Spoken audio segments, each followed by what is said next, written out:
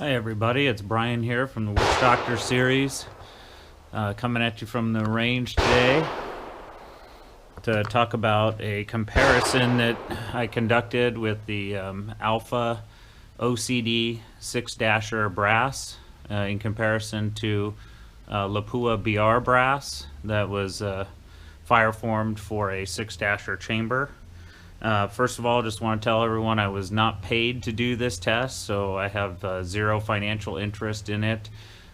Did it just out of curiosity to see what are some differences between Alpha brass and Lapua brass.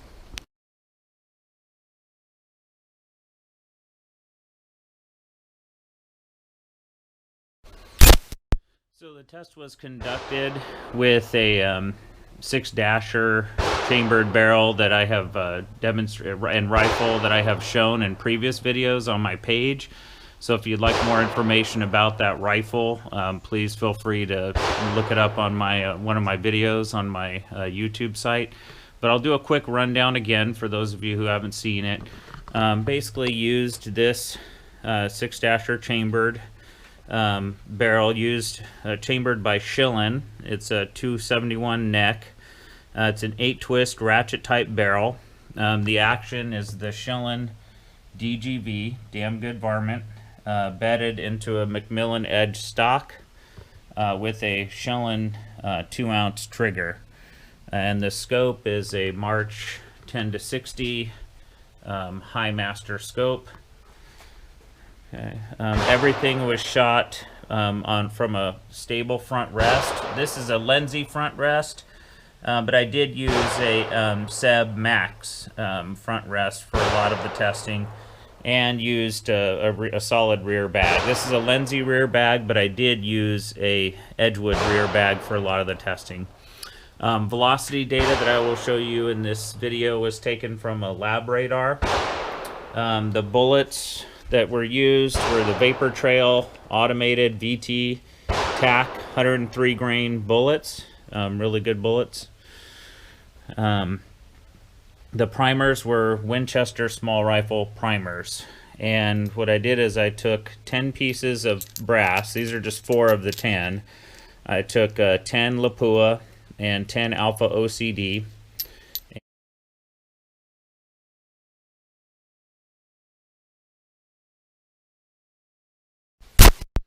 Alright, so I took 10 pieces of Alpha OCD brass, 10 pieces of Lapua BR brass. All brass, I turned the necks on them to about 12 thousandths. That way I allowed for 4 thousandths chamber clearance. I did attempt to uniform the primer pockets with this brass, but when I went to go put the uniformer into the Alpha brass, it actually didn't fit. There's a bezel inside of the primer pocket that didn't allow the primer pocket uniforming tool to actually fit into the brass, and I'll show you that here in a sec. So when I attempted to uniform the pocket on a piece of Alpha brass, I stuck the uniformer in and it wouldn't go in all the way. There was a slight gap there, and I think that there's some kind of bezel inside of there that prevented it from going in all the way. So instead of uniforming the pockets at that point, I decided not to. I didn't even uniform the Lapua. The Lapua pockets, the uniformer goes in nicely and does a good job uniforming the pockets, but in the interest of controlling for every variable I could, I just didn't uniform either of the pockets. I didn't touch the flash holes either. I just left them as is. So I assessed, after I decided not to uniform the flash holes because it wouldn't fit in the Alpha brass, I went ahead and primed the cases and checked for the depth of seated primers. And what I found was interesting. I found that the Alpha brass, there was quite a bit of variability in the primer depth, anywhere from 0.0015 to 0.003, and none of the primers went below 0.003 in depth, whereas the Lapua demonstrated 0.0055 and 0.006 in 5 of the 10 cases that I checked. So With the Lapua, they all seeded about the same, and they seeded to an appropriate depth. With the Alpha, there was some variability in the seeding, and none of them were able to go deeper than 0.003.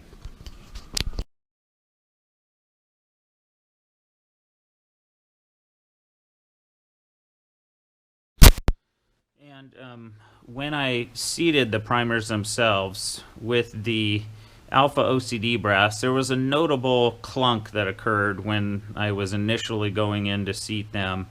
And then you can feel, with the priming tool, I had to give it some pretty hard pressure initially to get them to go in.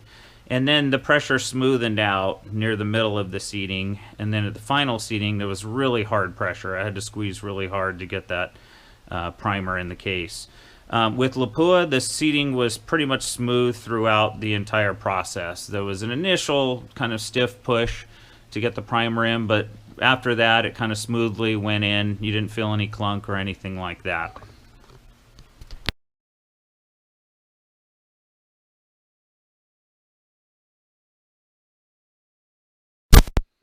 Okay, so following initial brass prep, we went ahead and fired the cases, fire formed them. I fired them each case twice to make sure that both the Alpha OCD and the Lapua were fire formed. I annealed the brass about every 3 to 5 firings. Checked the headspace on them periodically to make sure that they were headspacing appropriately, and they were. I full length size with a Redding full length size bushing die, and with the bushing I used a 264 bushing. That way it gave it about 3/1000 neck tension. Bullets were seated with a Wilson micrometer seating die and a K&M arbor press. All seating was smooth for both brass. Seating depth I put at touching the lands for all tests. I was not tuning at all. I was just simply keeping everything the same and simply varying the powder and the powder charge. The cases, I treated them the same in terms of case prep, and everything else was the same. Same bullet, same primer, etc. So the only thing that varied really was the type of powder and the powder charge that I used. The type of powders that I used were Varget, N140, and IMR4895.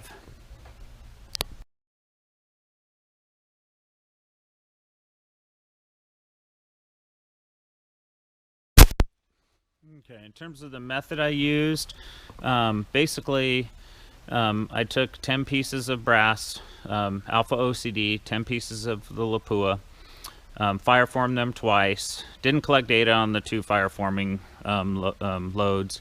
After that, though, I did collect data, and so I did 2 5-shot groups, and they were all shot in the same conditions on the same day at the same range. This range here in Tacoma, TRRC. I did all of this so that everything was controlled for atmospherics effects, etc. The lab radar collected the velocity and standard deviation data, and I measured groups with a center-to-center method. 58 5-shot groups were fired, which means that each piece of brass was fired 29 times.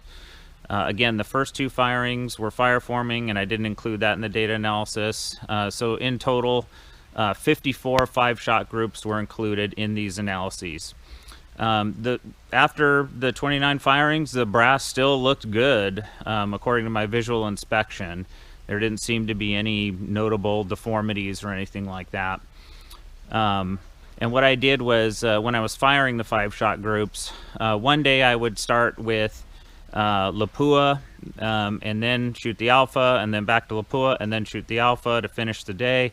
And then the next day I did testing. I shot the Alpha first, then the Lapua, then the Alpha, and then the Lapua to finish. So I varied that so that we can control for which set of brass was fired first. I allowed the barrel to cool down between 5-shot groups. I have a temp indicator on the barrel, and so I made sure that the barrel cooled down before I fired the next 5-shot groups. I also cleaned the barrel of carbon fouling every 20 shots. I also cleaned out copper about every 40 shots. There is a tuner on this rifle, and I just left the tuner in the exact same place for all firings.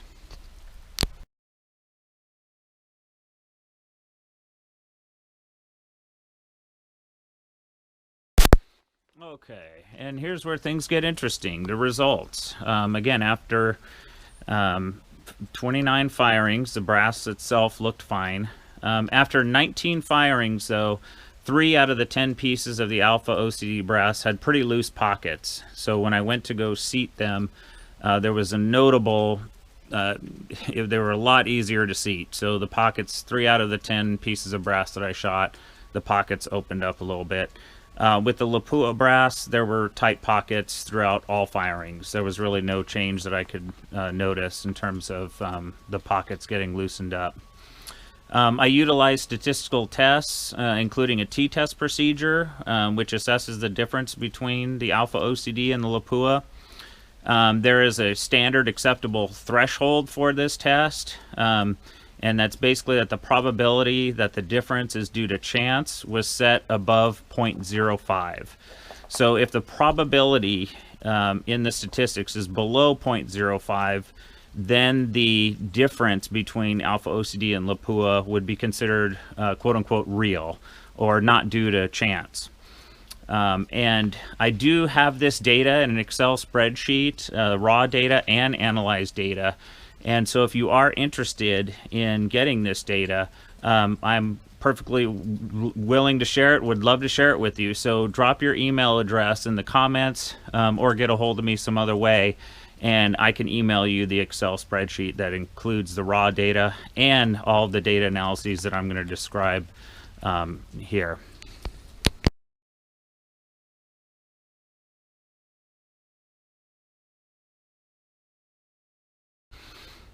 All right, let's get to some of the results here, the interesting part.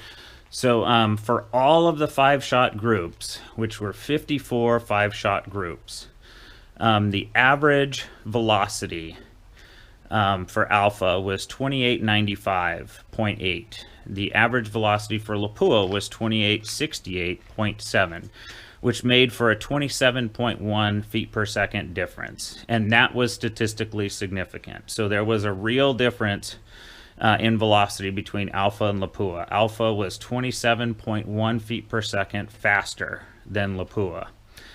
Standard deviations for Alpha OCD was 8.11 was the average standard deviation. For Lapua, it was 6.73, which meant there was a 1.38 difference, with Lapua having a smaller standard deviation. And that test was significant.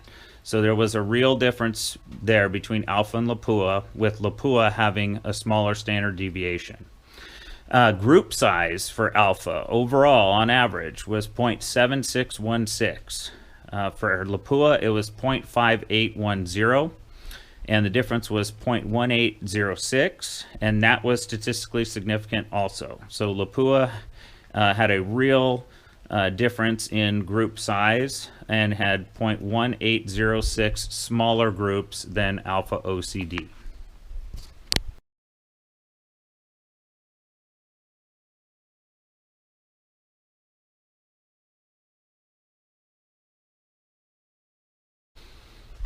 Okay, let's just look at the results for Varget. I had 12 5-shot groups for Varget. Average velocity for Alpha OCD was 2965. Average velocity for Lapua was 2943. So, and that difference was statistically significant. Alpha was 22.2 feet per second faster than Lapua. Standard deviations for Alpha was 6.95, for Lapua 6.52, with a difference of 0.43, and that was not statistically significant. So with 12 5-shot groups with Varget, there was no difference in the standard deviation.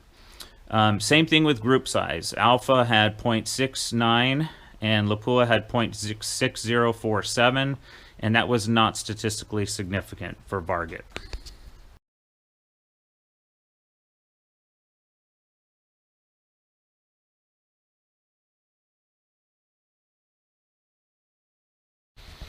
All right, so for N140, I only had 6 5-shot groups for N140. I basically didn't have enough powder to do a more extensive test with N140.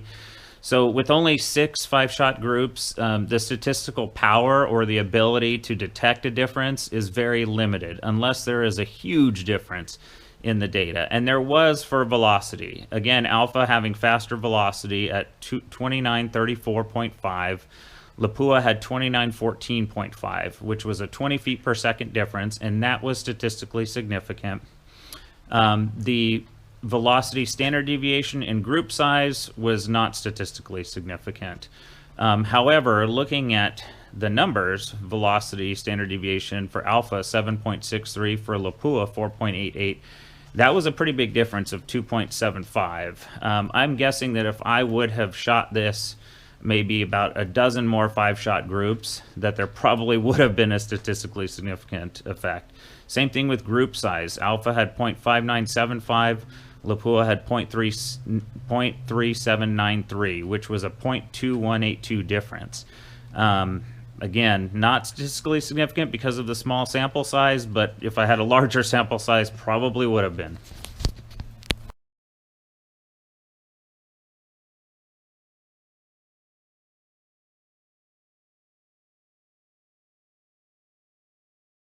Okay, let's look at IMR 4895. I shot 36 5-shot groups with IMR 4895, so this is the largest sample. In terms of velocity, Alpha average velocity was 2866.2, Lapua was 2836.3. So that was a 29.9 feet per second difference, with Alpha being much faster, and that was statistically significant. Velocity standard deviation for Alpha was 8.58, for Lapua is 7.10, and that was statistically significant, with Lapua having smaller standard deviations.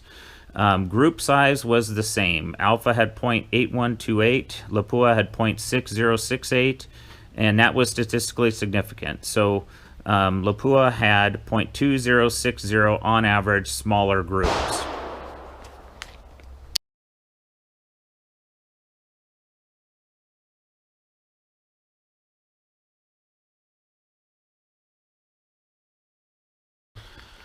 Okay, so here's where things are going to get a little more complicated. I compared the standard deviations between Varget and IMR 4895 for Alpha and Lapua, and found that there was no statistical difference among the standard deviations when you looked at Alpha comparing Varget and IMR 4895. Varget or IMR 4895 didn't seem to do any better in terms of comparing standard deviations.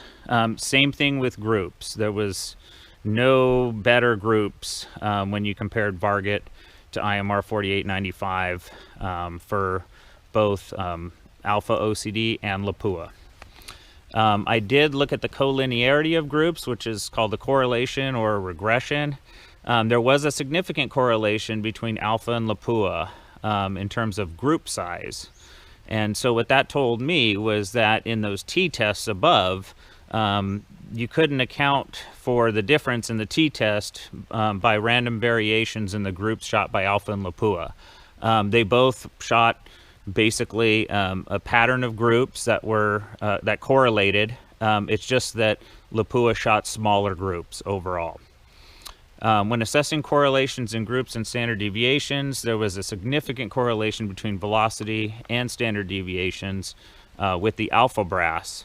For the Lapua brass, there was no correlation between velocity and standard deviation. So basically, the faster you shot with the Alpha OCD, the smaller the standard deviations became. Whereas with Lapua, you can shoot at any range in the velocity, and the standard deviations remained small.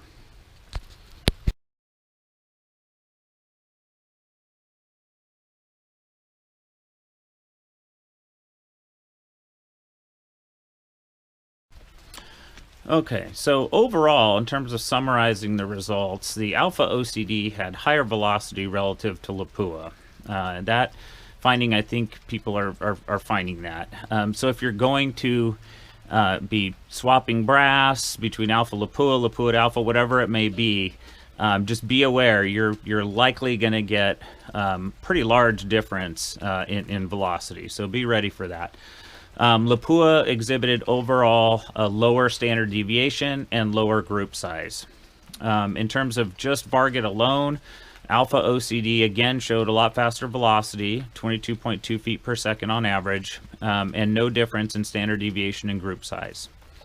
IMR4895 exhibited the largest difference in velocity with 29.9 feet per second, with Alpha being, much faster than Lapua. But Lapua showed smaller standard deviation and group size. When it came to differences within Lapua, there were no differences regarding standard deviation and group size when you looked at Varget and IMR4895, and this was the same for Lapua. With Alpha brass, lower velocities were associated with higher standard deviation, and again, this trend was not present with the Lapua brass.